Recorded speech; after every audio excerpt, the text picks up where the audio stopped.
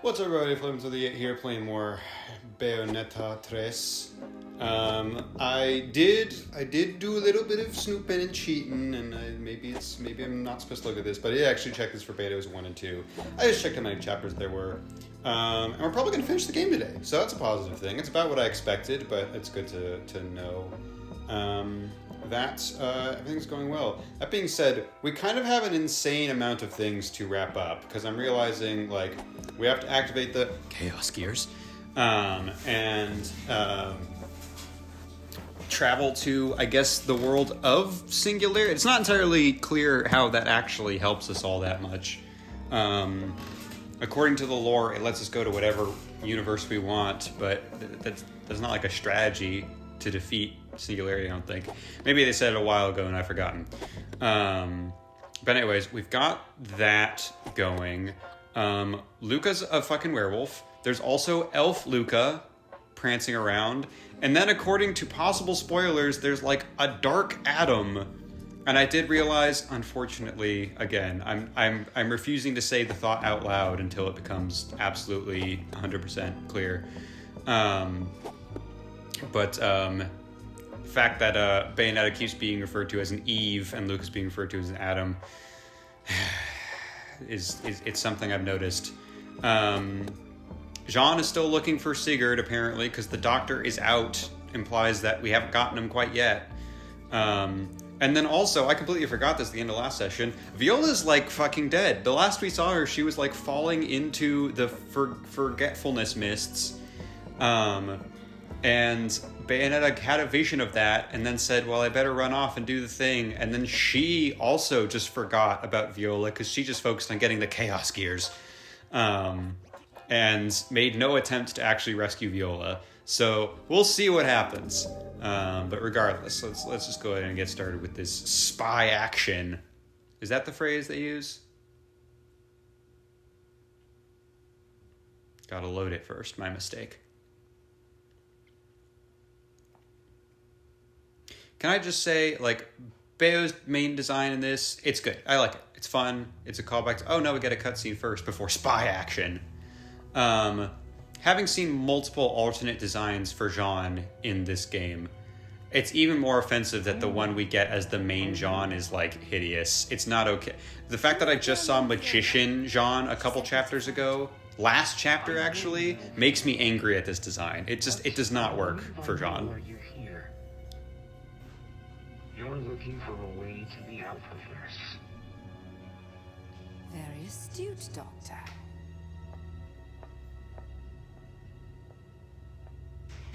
As it appears you and I share a purpose, I'll gladly assist you in any way I can. Should we not trust the half-robot man when we're fighting robots? Like the whole plot is that the robots are attacking us. Maybe we should not trust It's been so long since the robot man.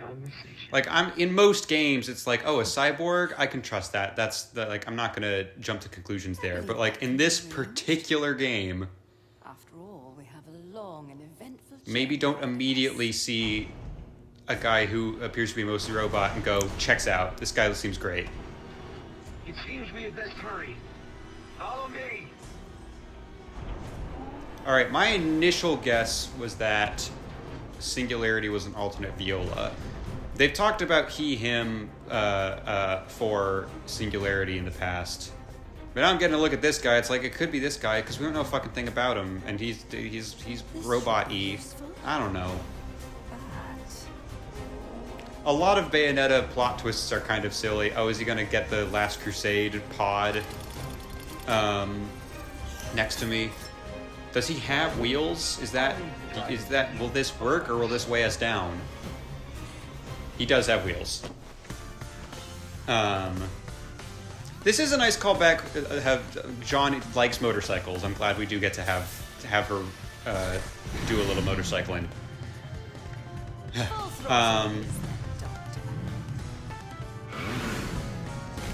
But like a lot of Bayonetta twists are like silly and a little unnecessary. How is that mink coat staying on her? It's really not. We can drop This path grenades. leads outside. There's a shutter at the exit, so if we can just make it there. Why are the robots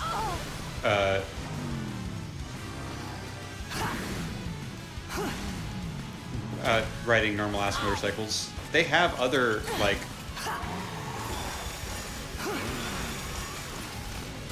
there are robots that can just go as fast as jeez. The motorcycle. Sorry, it's hard to finish a thought when wild shit is happening. Oh, I'll use a shotgun. Yeah. What the hell? How was I? What was that? And how was I supposed to know I should stop it? Hey, was that an angel? Like, fun to see it, but given the previous context in which we fought the angels in this game, it makes no sense for that one to be here and trying to kill us. Okay, so the dodge seems to actually not really do anything. Specifically judging by the grunt of exertion that Jeanne just gave out there, it sounded like a bad thing. I'd like to finish the thought that I had 60 minutes ago, approximately, which is that Bayonetta really likes, like, oh, this secret, mysterious figure, it's a character you already know, and sometimes that's dumb. But for Singularity, it's like, I don't know what the fuck his deal is, and I hope that we get some explanation for what his deal is, because as of right now, it's like, he's just kind of an evil robot guy. I don't know what his motivation is, aside from killing everybody, but I don't know why that's his motivation. There's a whole ass lot of people on screen in there.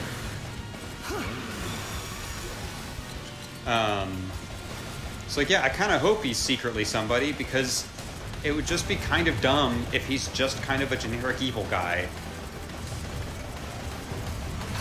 Like, Baldur, I didn't love Baldur as a bad guy in Bayo 1, but I appreciate that there is a personal connection with our heroes.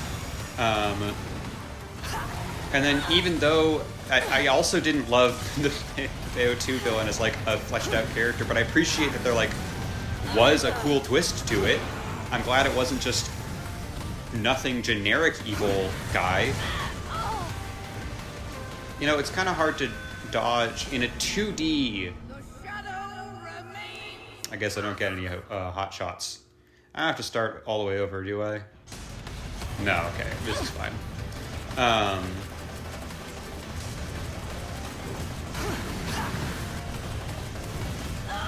Wow, it's really got to decide when that starts, huh? And you really got to just know that that's happening, I guess. This may be our first bronze statue if we keep continuing, because not off to a great start.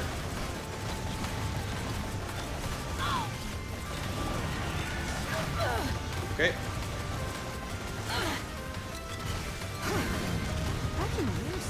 How should I know where the waves are? Oh, I don't get to know. I just have to... there is a spot where you can't dodge it, but it's impossible to tell, because I was looking for any tells, and I didn't spot any. So maybe I just missed it, but it seems like the important thing is just, like...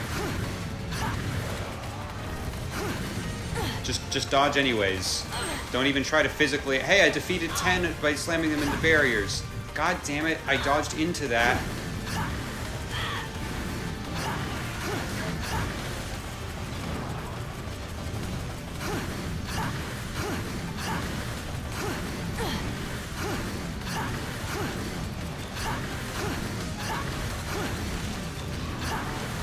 I need that.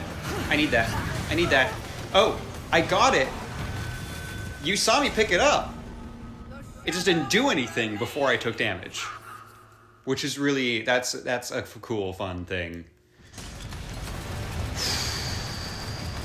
Cool. Most of the weird mini games in this game so far have been like, I can vibe with that, which is weird because usually Bayo games have mini games that I really don't care for, and so far it's been like just fine. I haven't loved any of them, but they've been fine. Some of them, depending on when I say mini game, depending on what you think I mean by that, some of them have been legitimately great. Like the opera scene was a lot of fun, even though tonally it didn't make any sense to have such a goofy scene at that point. Like, the concept of it and the execution was great. Persistent It was just creatures, aren't they? It looks like I'm not the the only surrounding one. context was dumb. That's precisely why I hid in a secured location. I can't allow The myself location to be of captured by them. in a secret base surrounded by them, Incredible. dude. But I'll just have to consider the facility a parting gift. I've You even did a- prepared an explosive You farewell. did a really bad job of not getting found, considering I had to fight through 3 levels of bad guys to get to you. Which, hey, spoiler, making me not trust you that much. Ready, my dear?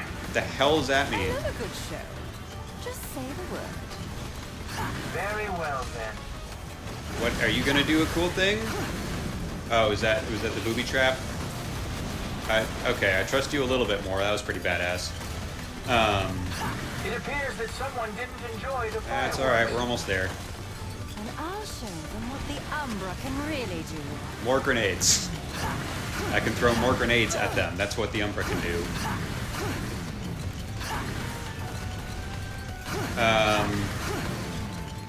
Anyways, this was the first one that I really not loving.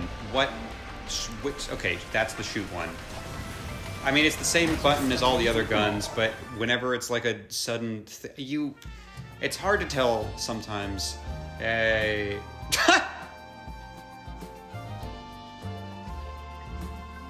That's really good. That's incredible.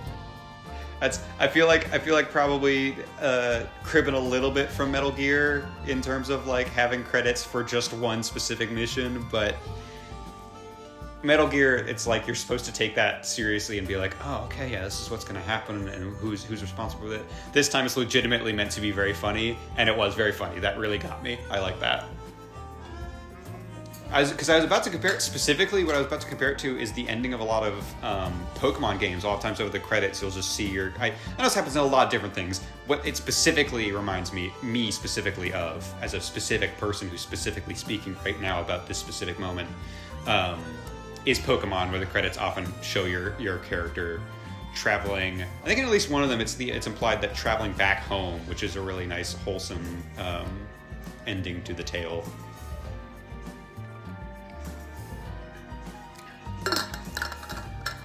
Okay, I do want to give credit to everyone who worked on this level. I expected this to be like a 20-second bit, but no, we're really going through the whole thing.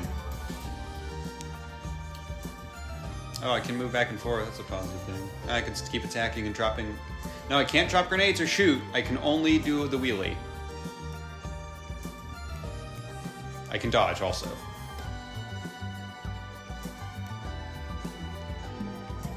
I'm afraid I still don't know your name, my brave friend. Call me Jeanne. A pleasure, Jeanne. So, where do we go from here? There's someone I'd like you to meet. That is why I took this little trip after all. Also, like, why do we need to drive away? How do we get back to Thule? I guess you can physically go to Thule in every world. That's how we got there the first time. And actually, I don't know if she ever even left I think you'll find the Friday much Sigma-verse. more than lost.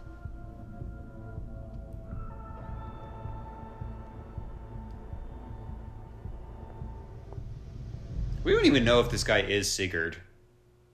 Like, he probably is, because, again, we're getting close to the end. I don't think they would pull that on us, but, like, we barely got to look at the first Sigurd that Viola was working with.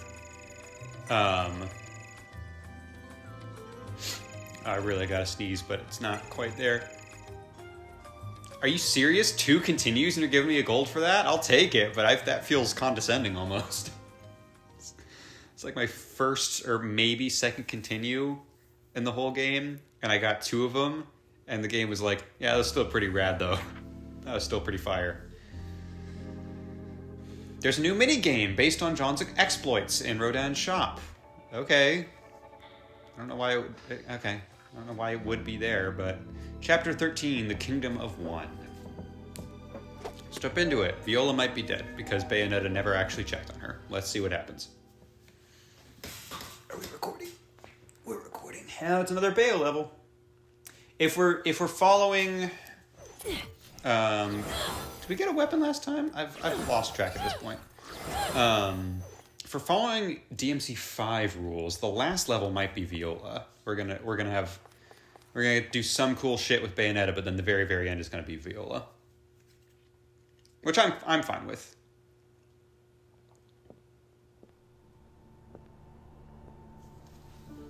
Doctor, allow me to introduce my dear friend, Cereza. Cereza, this dashing fellow is Dr. Sigurd. He's come quite a distance for us. A pleasure to meet you, Cereza.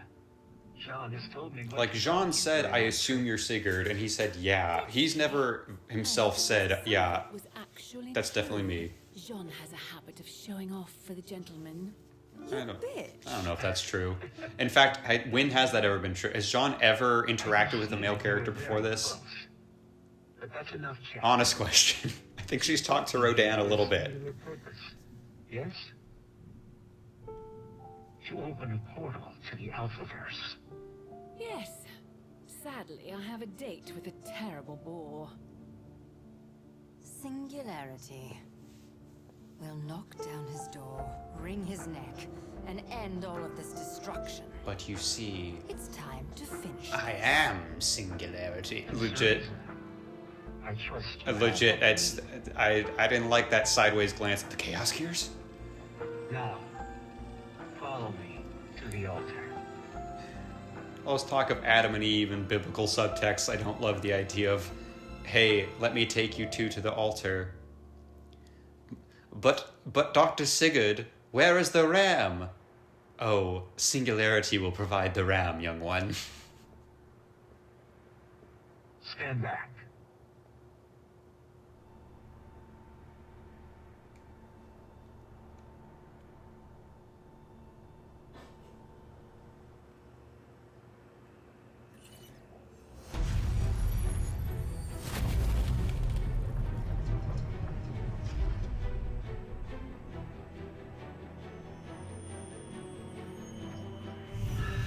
What even is that? Are those wires? Is that just magic? What? I can't even tell if those are like energy beams or physical wires. I don't know what this guy's doing. We don't know a single fucking thing about this guy. We're really just letting him do whatever he wants with no Cereza, Chaos Gears? place the chaos gears in their proper locations. With no vetting. Because again, Bayonetta forgot that Viola is dead.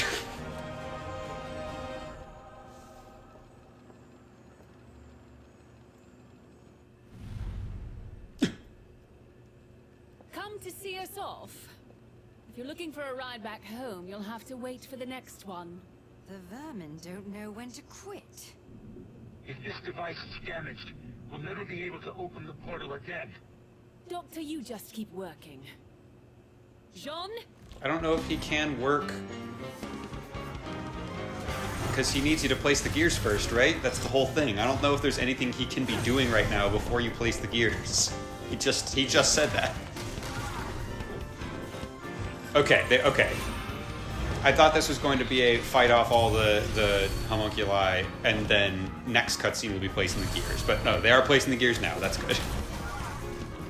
I mean, it might not be good, but at least, like, they are accomplishing the goal. I was hoping I'd get a level where I get to fight alongside Jeanne, and it looks like that's probably going to be delegated to cutscene, unfortunately, but alas.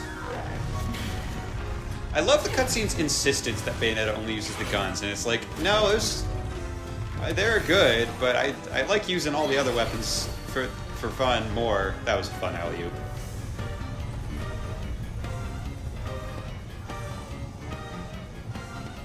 Alright, this weird cyborg man who we know nothing about, let's let him use Chaos Control and see what happens. I'm sure it's gonna go great.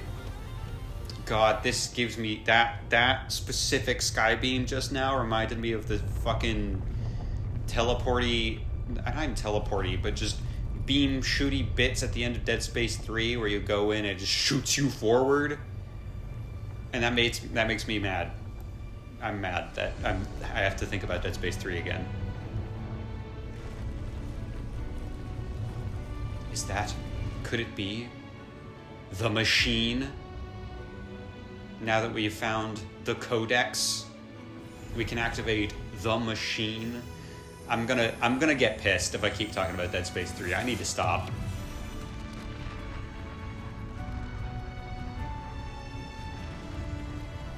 Are we gonna lift the mountain off? It wouldn't be the ending of a Bayonetta game if we didn't go to space, or at least close to space. Oh no, I think we just destroyed the mountain. So now we are high up in comparison to everything else, but that's just because we leveled everything else around us. Hope Viola wasn't down there. Remember how Viola died, Bayonetta? Are we going to talk about that? Are we going to do anything about it? Maybe the implication was the flash she got was, oh, it's too late, now I'm on my own. But she didn't say anything or emote in any way about that, so that also felt tonally dumb. Everything about the fact that we've said and done nothing about Viola feels really dumb and weird. The gears of chaos.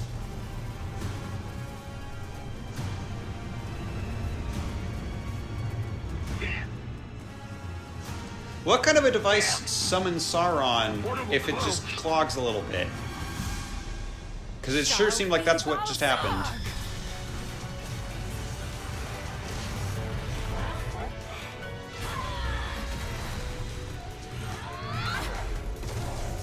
Now the implication is there are multiple Gamoras. Would I be able to summon a different Madama Butterfly? Or like, are there multiple Madama Butterflies as well that Bayonetta could summon another one? Well, I guess I really did not expect gameplay, particularly given... Yeah, I bet I didn't do a great job. Especially given that that's a Jeanne demon. Go, Cereza. You're the only one who can end this. Why? Then I'll leave this lot to you. Promise I'll be back in time for drinks, alright? Wait, why can't Jeanne come with us? Oh, I guess to protect this random guy. Count on it. And until she does, they won't lay a finger on this thing. Can you really defend it against all of them? If it's destroyed, then our chances are... Don't you worry about that. I'm more than enough for them. Why this? That's a choice. That's a directorial choice you made of like, let's zoom in on Sigurd for that one.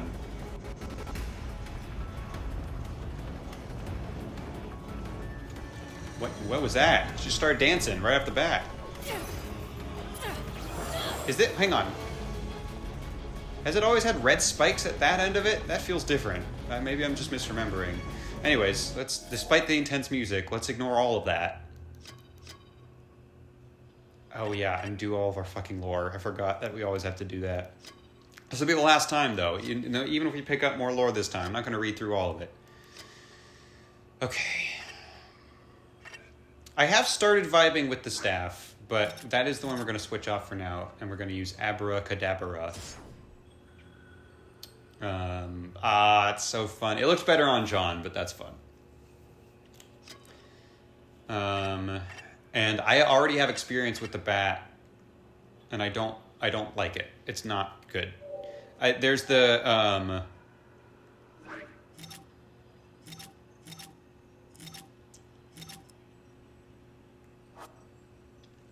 there's the echolocation if I run into invisible enemies. I won't forget that, but aside from that, I really have no interest in using the bat. It was not fun to use. Okay. I think we have less this time. We didn't run into too many completely new enemies. The Perlucidus are these hummingbird ones. A parasitic homunculus type that has the ability to attach itself to organisms and assume mental and physical control. While not much of a threat on its own, it is able to draw power out of a host that exceeds its normal limits, turning even a fairly normal human into the equal of a muscle-bound soldier. The host's nervous system becomes completely overrun, and all self-awareness is lost as they are forced to fight until their bodies fall apart. Not true. We talked to Jeanne for a little while there. They're from Central Asia, and their special skill is absolute control. Assuming direct control, you could say. Duplicatus, an enhanced variant of the Panis. Unlike the Panis, it aggressively attacks targets and uses its splitting ability to create unique formations and deliver high-speed blunt attacks. It uses several varieties of formations and switches between them to skillfully vex its prey. From Australia, its special skill is the split formation. Nimbostratus, an enhanced variant of the Castellanus-type homunculus. In addition to its enemy surveillance capabilities, it also has the unique ability to create dimensional distortions and mask the presence of other nearby homunculi for defensive purposes. Special skill, Stealth Fields from North America. Can't believe there's one called Tuba. I know that probably is a type of cloud, but come on. Okay, these are just move sets.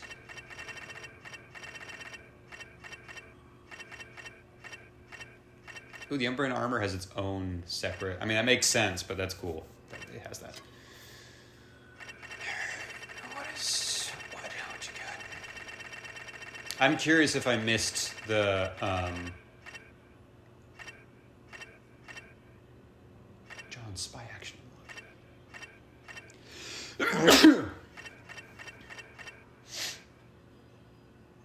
Did I equip that? I should equip that. I don't know if I did miss it. The explanation for what the for the opera scene, I don't know if there was a tutorial for that. It just happened, and I just had to pick up on it. I don't think there was a tutorial for that. That's wild. Okay. Short arm of the law. A man neatly unfolds a newspaper and begins to scan the articles. As soon as a particular article catches his eye, Angry crumples the newspaper on his hands and tosses it to the ground. Of all the damn... I can't believe they got away again. How many times is it now? Shit. Fluttering here and there... Oh, still talking. Fluttering here and there, making a fool of me. They even made me angry enough to use my gun against my better judgment. Let off a few rounds. But I didn't even come close. Can you believe it? Not one, and I'm the best shot in the force. And the way they move, here one moment, and the next, are they even human? And what on earth was that monster? It just came out of nowhere. Get a hold of yourself, man. There's no way for a 20-year veteran detective to act. No time for fear. Hear me well, papillon d'ombre, both of you. Next time we meet is the last time you'll know freedom. I'm gonna arrest you, and then my face will be on the front page of every newspaper in the country. Just you wait. The man picks up the crumpled newspaper and hurls it into a nearby garbage can. A burning determination, or perhaps just heartburn, wells in your chest as the images fade from your mind. I like that I mean, the picture gave me a slight hint, but I'm glad that I picked up right away it was going to be Enzo. It wasn't the best Enzo impression, but you could tell that I was trying my best. Is that it? That's almost it. There's very few lore this time. As your fingers make contact, a viscous, baleful emotion, an emotion feeling pushes itself into the depths of your mind. You know, those emotion feelings, really, I could do without them. All you can see is darkness, a vast, all-encompassing darkness. Where is this? Where is the truth? All you can see is darkness, a deep jet-black darkness that threatens to pull you in. You must not touch this anymore. Your instincts scream at you to release it, and you do. Immediately, the darkness disappears, and your mind regains clarity. I don't even know where we picked up that one. That one's kind of fucked up. I was going for Ultron a little bit there. I don't know if that came through. That was what I was going for there. Weapon created by Mikden Tekutli that resembles magician's gear composed of the Hat Abra and the Cane Cadabra. When used together, they create what at first appearance seems to be sleight of hand, but quickly escalates from doves to bombs, and even entire vehicles being launched rapidly toward their targets. It is yet to be understood how Abracadabra conjures its various attacks, and not even the user can fully predict what mysterious things will happen. Oh, a little deck of many things action in here. When this weapon is used in tandem with Demon Masquerade, the user channels Mikden Tekutli's inexplicable power, gaining the ability to split themselves into two, rain down lightning, and create other bizarre phenomena. Rains. This charm is said to have been created using the favored rains of the legendary warrior witch Tomoe Gozen, who reigned over the battlefield and was capable of taming even the most ill-tempered stallion in mere moments. This earring places demons summoned by the wearer into a state of calm, and those controlled via demon slave will not break from the wearer's control.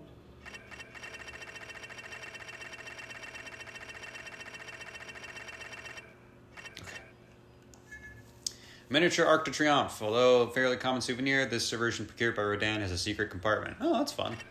Sightseeing bus plate, a tin ornament designed after the sightseeing bus is seen zipping around the Paris. The Paris?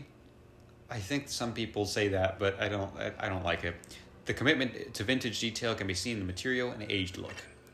Tourist spot magnet, a magnet from a collection bearing photos of sightseeing locations. All the photos were taken by Rodin. That's cute. Okay. Bayonetta Beta 4 is Jeanne. That's okay. So what is this? What are we doing? Wait, was this not Jeanne the whole time? This was a Bayonetta? Well, then why was she so sad? I guess she was about equally sad when she killed the other Bayonetta. Actually, no, she didn't care about the other couple Bayonetta. No, she was a little bit sad, I guess. I really saw Blonde, and I was like, that's Jeanne. That's of course it's Jeanne. But no, I guess not. The Phantom Thief Witch, this Bayonetta counterpart encountered in the fourth parallel world Bayonetta visit. She makes a living as a traveling performer, circling the globe, showing off incredible illusions and sleight of hand. But her true persona is that of the mysterious thief Papillon d'Ombre II, daughter of Master Thief Papillon d'Ombre. However, the women are not simply thieves stealing from the corrupt and giving to the unfortunate, but are in fact Umbra witches who have devoted their lives to reclaiming Umbran treasures that have been scattered around the world. After being chased tirelessly by Inspector Anzo, the Interpol officer charged with bringing in the mother-daughter pair of master thieves, she's begun to form an odd kind of friendship with him as she continues to give him the slip. Her special skill is street performance. Yeah, I really went all in on, like, of course that's Jeanne. It has to be Jeanne. Alright, and then Rosa, Beta 4. The mother of the Bayonetta counterpart encountered on the fourth parallel world Bayonetta visited, and the first Papillon d'Ombre. With her daughter, she works to reclaim scattered Umbran treasures, making her way through the unseen corners of the world. Her magic power is much stronger than that of her daughter, and she could easily level an entire city were she so inclined. Okay. Although she and her daughter are surprised by the persistent Inspector Anzo at every turn, they've come to view his attempts to catch them as a form of entertainment and consider them thinking of new ways to tease and torment him a guilty pleasure. Her birthplace is Vigrid, and her special skill is Torture Attack. Was this Bayonetta also from Vigrid?